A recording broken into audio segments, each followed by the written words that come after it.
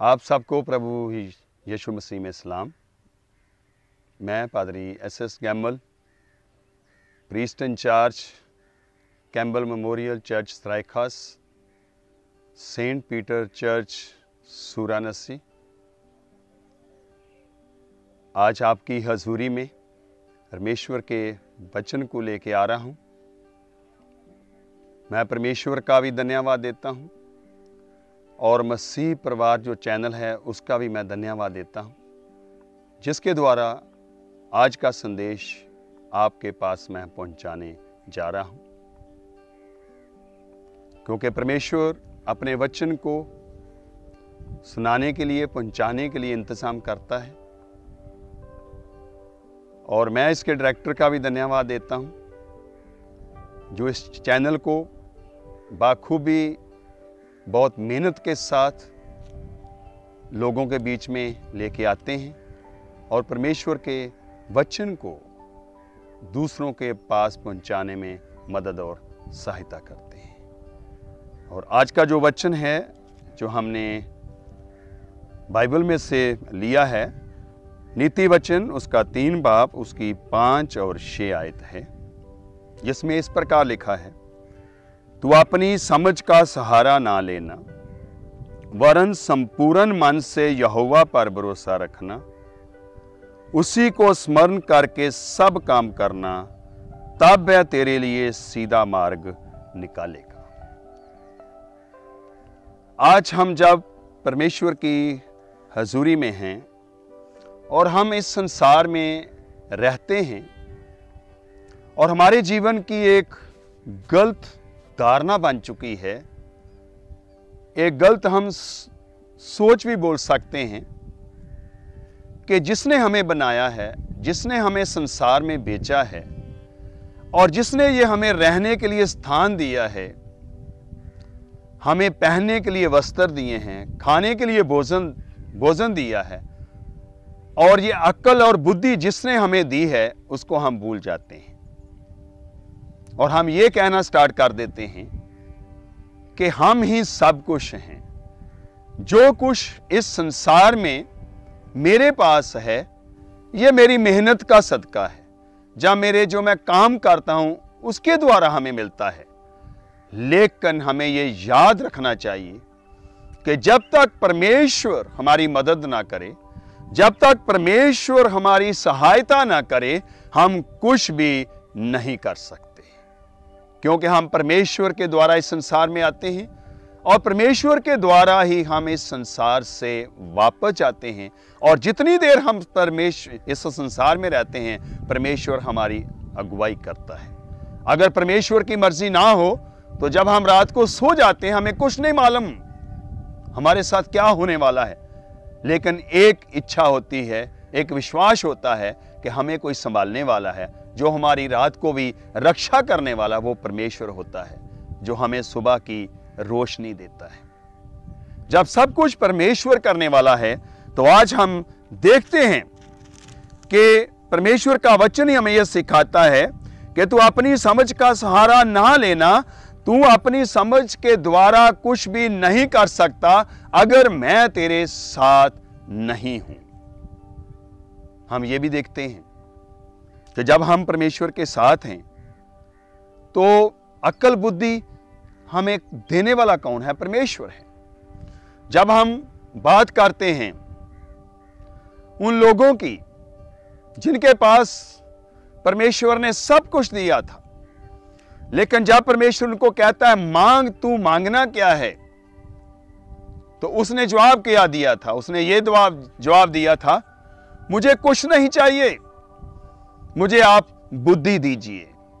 तो परमेश्वर जिसको बुद्धि दे देता है, अक्ल दे देता है, समझ दे देता है, परमेश्वर उसके साथ रहता है और उस बुद्धि, अक्ल और समझ के द्वारा भी काम करना, वही हमारी जो है काम करने में अगुवाई करता है। लेकिन शैतान जो इस संसार में है, जो हमें परमेश्वर से दूर ले जाना चाहता है, वो चाहता है कि हम परमेश्वर की जो अक्ल बुद्धि समझ हमें मिली उसका सहारा नहीं लें, हम अपनी अक्ल बुद्धि से काम करें।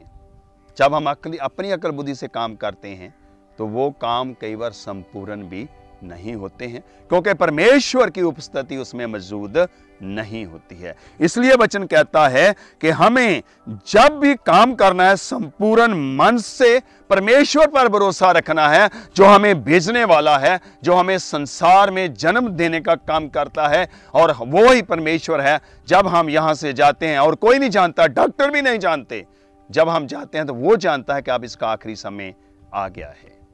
हमें उसके ऊपर भरोसा रखने की जरूरत है। इसलिए लिखा है, तो अपनी समझ का सहारा न लेना। जब हम अपनी समझ का सहारा लेते हैं, हम धोखे में आ जाते हैं, हम मुश्किलों में पड़ते हैं, हम चिंताओं में आ जाते हैं। और परमेश्वर इसलिए हमें कहता है कि तू मुझ पर भरोसा रख, जिसने तुम्हें बनाया है, जिसने तुम्हें पैदा किया है, जिसने तुम्हें मिट्टी से बनाया है, और जो तेरे अंदर श्वास दिए हैं वो मेरे हैं, और जो आत्मा है वो मेरी है। जब सब कुछ उसका है तो हमें किसके ऊपर भरोसा करना है? हमें परमेश्वर के ऊपर भरोसा रखना है। लेकिन मन में शंका नहीं होनी चाहिए, मन में यह नहीं होना चाहिए। लिखा संपूर्ण मन से, और जो लोग संपूर्ण मन से, पूरे मन से परमेश्वर पर भरोसा रखते हैं, परमेश्वर उनको कभी भी निराश होने नहीं देते हैं। वो परमेश्वर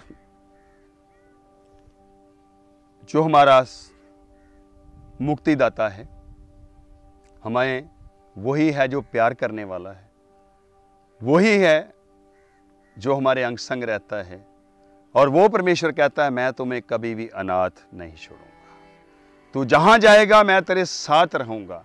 अगर तू कहता है समुद्र में से भी होके गुजरे तो मैं तेरी अगुवाई करूंगा। हम जानते हैं कि जब इस्राएली लोग समुद्र से गुजरने वाले थे तो परमेश्वर ने क्या किया था? परमेश्वर ने समुद्र को दो हिस्सों में बांट दिया था और बीच में से रास्ता बना दिया था। उस समय क्या था? उनका मन परमेश्वर के ऊपर था, भरोसा रखते थे, विश्वास करते थे कि उन्होंने यही कहा था कि परमेश्वर हम क्या करें, पीछे फौज है, आगे समुद्र है, हमें बचा। तो परमेश्वर ने उनको बचाया था।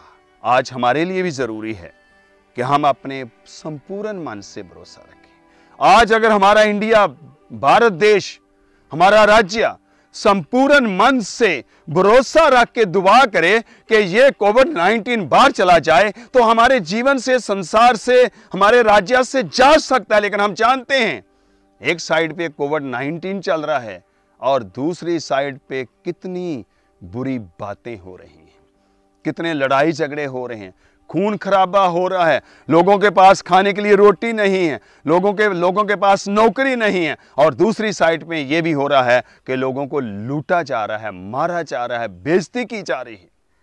इसका मतलब क्या है? कि हमारा मन परमेश्वर के साथ नहीं है, हम परमेश्वर से दूर हैं।